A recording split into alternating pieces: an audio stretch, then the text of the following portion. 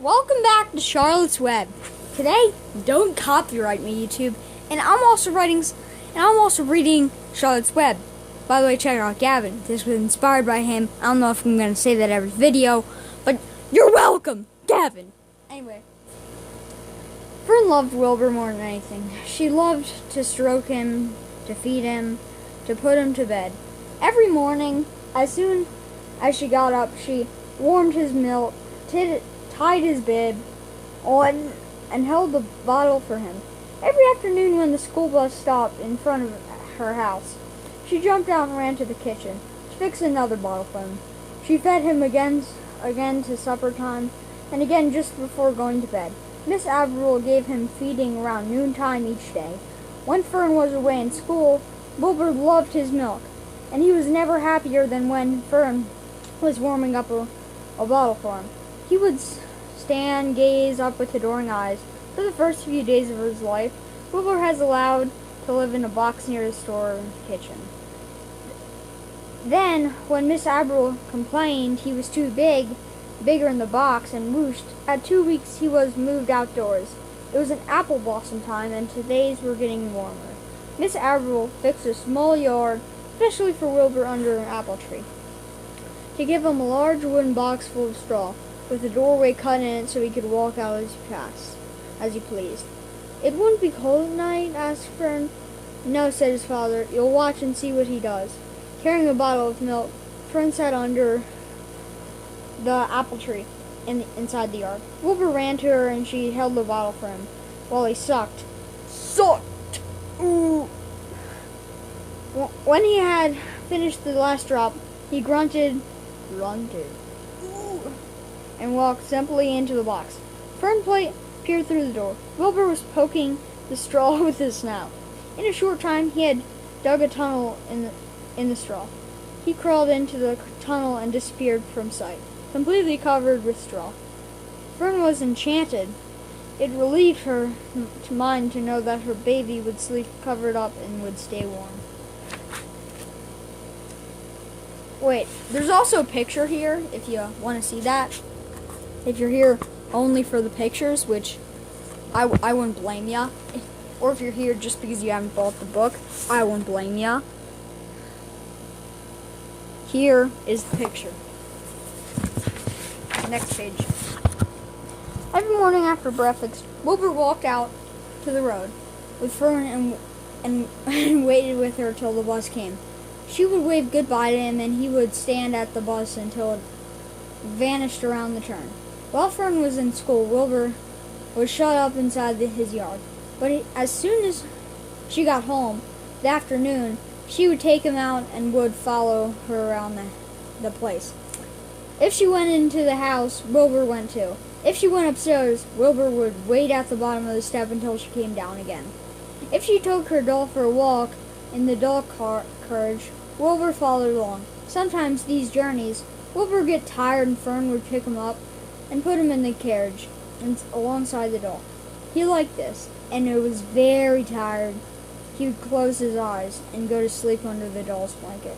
He looked very cute when his eyes were closed, because his lashes were so long. The doll would close her eyes too, and Fern would wheel the carriage slowly and smoothly so as not to wake her infants. One warm afternoon, Fern and Avery put on the bathing suits and went down to the brook for a swim. Wilbur tagged along at Fern's heels. When she waded into the brook, Wilbur waded in with her. He found the water quite cold, too cold for his liking. So while the children swam and played, splashed in the water at each other, Wilbur was amused and mud along the edge of the brook, where it was moist, delightfully, and oozy.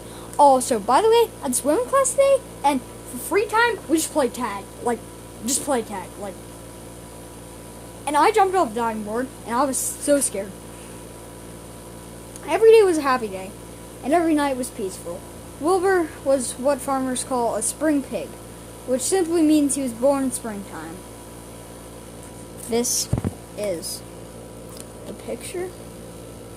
Sorry if you don't see it that well. It's just because I don't have the best camera. Mind you, my camera is literally my tablet camera. Next page.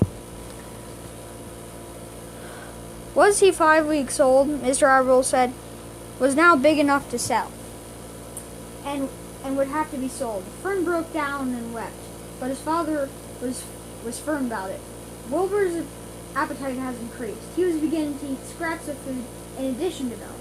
Mr. Arville was not willing to provide for him any longer. He had already sold Wilbur's 10 brothers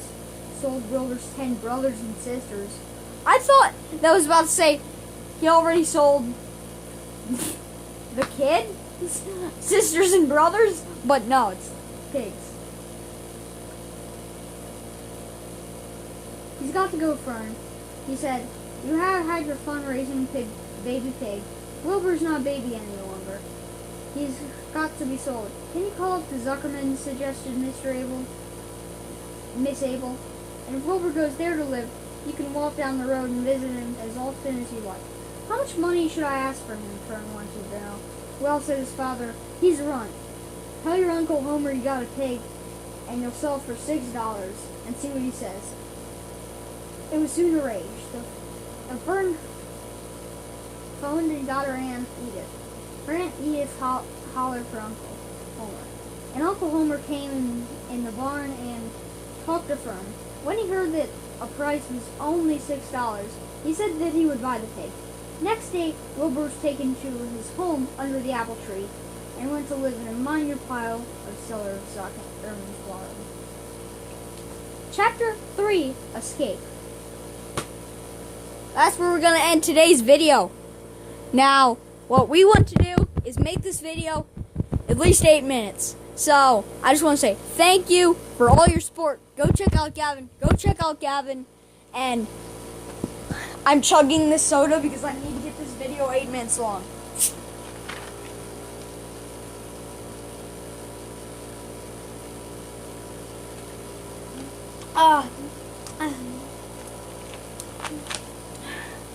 I'm gonna bottle flip. And it failed. But, bye guys. Inspired from Gavin. Go sub to Gavin. Peace.